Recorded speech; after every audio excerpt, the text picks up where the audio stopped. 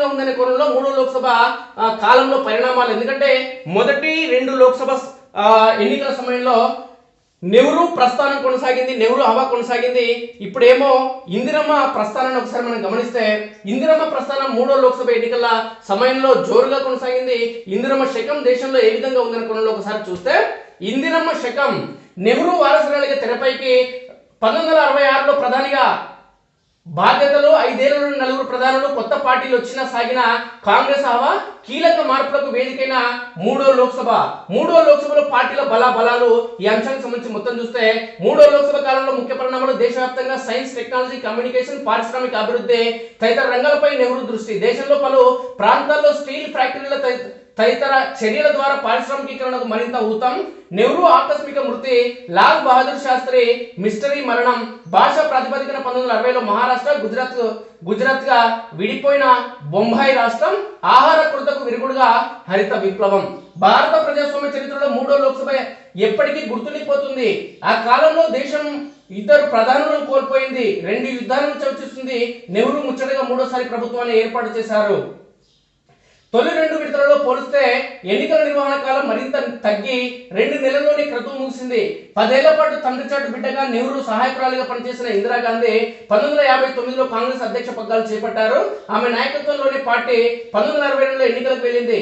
అనూహ్య పరిణామాలతో 1967లో ఇందిరా ప్రధాని అయ్యారు. దిశపై నియోజకవర్గాలు రద్దయ్యాయి. సి రాజగోపాలాచారి సారథ్యంలో కొత్త జాతీయ పార్టీ తెరపైకి వచ్చింది. ఇలా ఎన్నో అనూహ్య పరిణామాలు, విశేషాలు 1962-67 మధ్య మూడో లోక్సభ కాలం వేదికగా నిలిచింది. ఇందిరా గమనం. 10 ఏళ్ల పాలన తర్వాత కూడా దేశంలో బలమైన ప్రతిపక్షం అంటూ వేళ్ళు ఊనుకోలేదు. ప్రజల మనసుల్లో నెహ్రూ స్థానం చెక్కు చెదరలేదు. 1962 మూడో లోక్సభ ఎన్నికల్లో 28 పార్టీలు పోటీ పడ్డాయి. కేరళ మినహా అన్ని రాష్ట్రాల్లో 60% పైగా సీట్లు కాంగ్రెస్ ఖాతాలోనే పడ్డాయి. 1957 కంటే కేవలం 10 సీట్లు, 1% ఓట్లు తగ్గాయి. సిపిఐకి 29, రాజాజీ స్థాపించిన స్వతంత్ర పార్టీకి 18 స్థానాలు దక్కాయి. ప్రజా సోషలిస్టు పార్టీ 12, భారతీయ జనసంఘ్ 14 స్థానాలను గెలుచుకున్నాయి. 361 స్థానాలతో కాంగ్రెస్ హ్యాట్రిక్ కొట్టి నెహ్రూ మూడోసారి ప్రధాని అయ్యారు. ముందు చూపుతో కుమార్తె ఇందిరను అప్పటికే కాంగ్రెస్ అధ్యక్ష పీఠంపై కూర్చోబెట్టారు. కానీ ఇందిర తీరు పార్టీలో అన్ని వర్గాలను నచ్చలేదు. ఆమె నాయకత్వ పట్టింపై అనుమానాలు రేకెత్తాయి. పలువురు సీనియర్లు బాహాటంగానే వ్యతిరేకత వ్యక్తం చేశారు. పార్టీలో ఇందిర అనుకూల, వ్యతిరేక వర్గాలు ఏర్పడ్డాయి. నెహ్రూ ఉన్నంతకాలం సజావుగా సాగిన 1964 మే 27న గుండెపోటుతో నెహ్రూ మరణం అనూహ్య మార్పులకు దారితీసింది.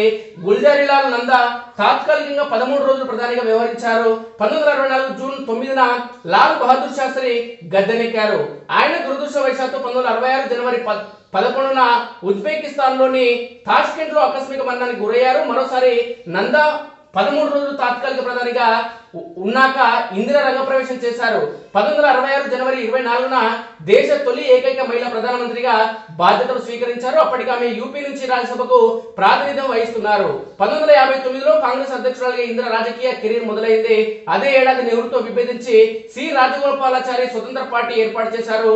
తమిళనాట కొత్తగా ఏర్పడ్డ ద్రవిడ మున్నేట కజగం 1962 లోక్సభ ఎన్నికల్లో డిఎంకే పార్టీ 2% ఓట్లతో 7 సీట్లు గెలవడం జరిగింది. చైనా పాక్తో యుద్ధాలు. నెహ్రూ మూడోసారి అధికారం చేపట్టిన నెల వ్యవధిలోనే చైనా దురాక్రమణను ఎదుర్కోవాల్సి వచ్చింది. టిబెట్ బౌద్ధ గురువు దలైలామాకు 1959లో భారత ఆశ్రయం కల్పించడం దీనికి నేపథ్యం అంటారు. చైనా దళాలు లద్దాఖ్ లో భారత భూభాగాన్ని ఆక్రమించడం 1962 అక్టోబర్ 20న ఘర్షణ మొదలైంది. నవంబర్ 20న చైనా కాల్పుల విరమణ ప్రకటించింది. 5,000 మంది సైనికులు అసూలు బాయడమే అదృశ్యమవడము జరిగింది. శాస్త్రీ హయాంలో పాక్ మనతో కయ్యానికి కాలు దూవింది. భారత్లో అశాంతిని రాజేయడానికి ఉగ్రవాదులను దేశంలోకి చొప్పించే ప్రయత్నం యుద్ధానికి దారితీసింది.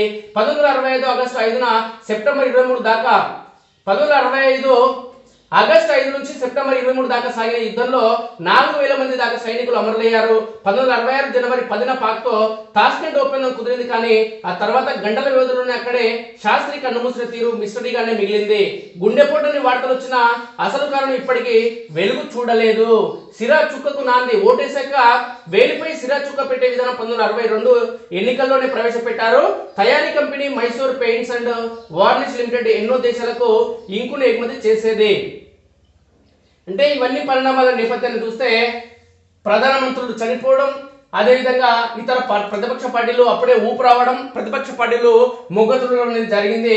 ఇందిరాగాంధీ పాలనలో ఎన్నో మార్పులు రావడం జరిగింది. రెండు దేశాలతో యుద్ధం, అదేవిధంగా ప్రధానమంత్రుల ఆకస్మిక మరణాలు, ఆ ప్రధానమంత్రులు ఎందుకు చనిపోయారని ఇప్పటికీ తేటతెల్లం కాకపోవడం, తదితర అంశాలు అనేది రావడం జరిగింది.